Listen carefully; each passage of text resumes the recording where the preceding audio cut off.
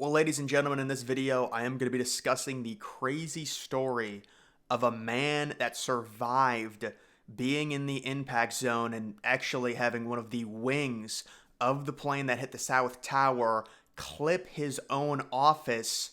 He survived and went down the stairs and got out of the building with one other person right before it collapsed. And his friend actually exclaimed to him that he thought the building could collapse as they were running away, and then it collapses and they're forced to try and outrun the smoke cloud.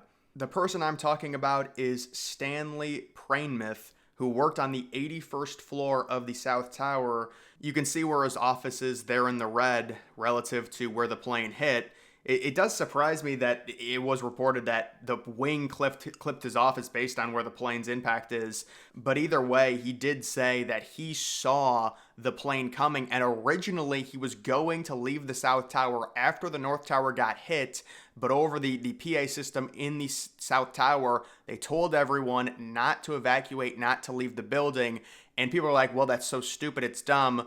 You can actually understand it. Obviously, at that point, they didn't know that another plane had been hijacked. And, obviously the Twin Towers, the South Tower would be the number one target if you're talking about a plane that was hijacked flying into New York City. They didn't know any of that. The thinking of telling people in the South Tower to go back to their offices was, something just impacted the North Tower. There's falling debris coming down all over. They originally thought it was just going to be like contained to the North Tower, and you don't want people running outside or going outside getting hit with stuff that's falling from the North Tower from that hole, because things were falling down and things were on fire that were actually falling down from the North Tower. So they told everyone, and obviously, in a situation like that, you are just going to want to get as far away from that area as possible. But it was one of those things where it's almost like it's improbable that the South Tower also could be hit. Obviously, if there was better communication within the South Tower in terms of the other plane being hijacked, you'd want to get those people out ASAP. But it is crazy. He was leaving, going down. I don't know if he was going down the stairs or maybe the elevator. I think it was the stairs. And then they told him, stay put. He went back to his office and he saw the plane come in, and he was facing where the plane was coming in from. He says he saw it come in. He ducked under his desk and survived based on where the plane was, and the wing clipped into his office. And then someone had to come into his office, help him up, and there were a bunch of people surrounding the staircase. Apparently, there was a group of people that told him that the staircase below was impassable. This was all happening like right on the floor in the middle of where the hole would have been. Like if you look at his office, you look at the 81st floor, that is like the exact middle of the impact zone of the plane on the South Tower. So they were all talking, and there were people that said going down the stairs is not passable, it's all blocked off, it's impossible. So there was a group of people that wanted to try and get to the roof, and they went up to the roof. One of the people that was going up to the roof turned around and went down and actually survived. The other people that tried to go up to the roof, they all unfortunately died.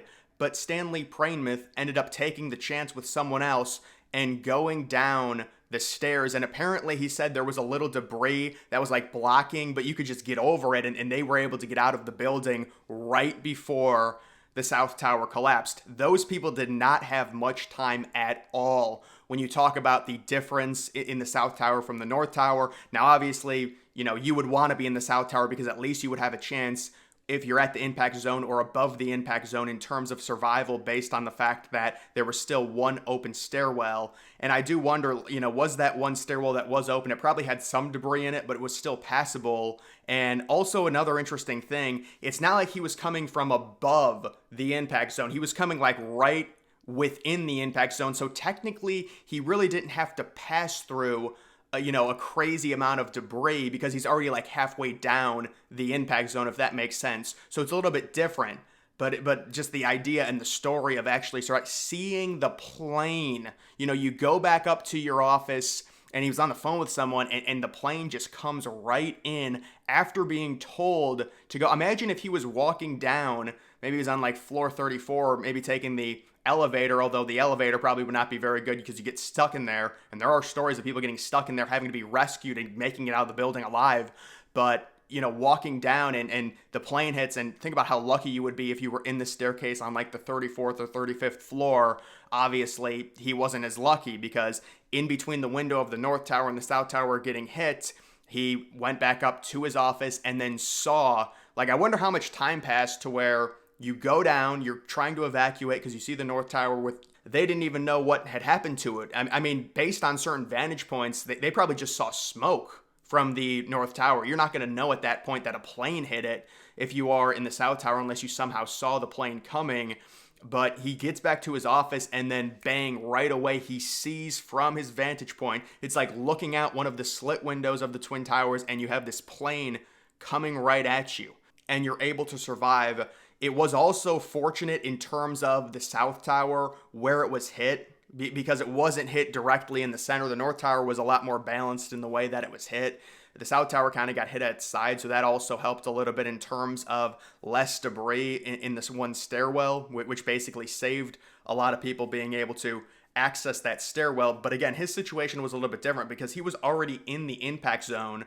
A lot of people would think, well, you know, if you're on floor 81, 82, you're automatically going to die immediately. Well, no, because of how the plane impacted the building, the whole one side was basically unaffected. Now, it was going to be affected via smoke, via heat, via the jet fuel. Eventually, it would be affected, but they were able to make it out, and that's crazy. I didn't even know that there was a group of people that tried to go up to the roof.